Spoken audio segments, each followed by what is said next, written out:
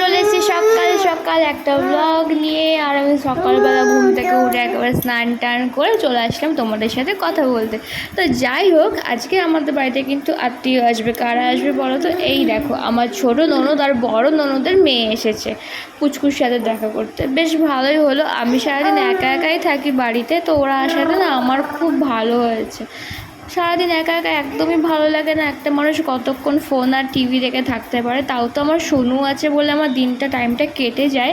কিন্তু এরা আসাতে আরও ভালো হয়েছে। আমার সোনুও খুব মজা পেয়েছে।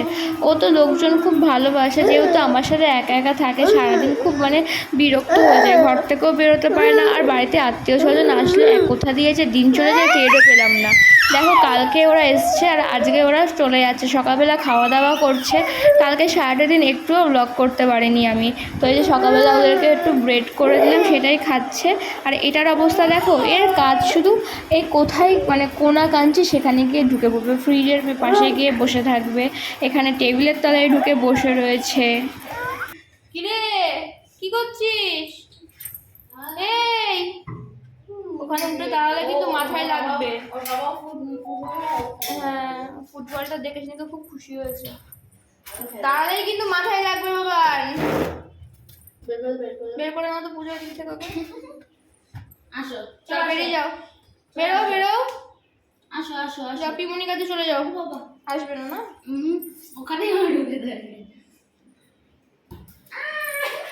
আচ্ছা, একটু হাঁটো তো, পিমনির হাত ধরে একটু হাঁটো তো। হাঁটবে? টাটা টাটা করে দাও, টাটা করো, টাটা করে দাও। যাই মা, এরকম অপমান এরকম অপমান করলে আবার বল যা যা। টাটা করে দাও, টাটা করে দাও, টাটা করে দাও, টাটা করে দাও, টাটা।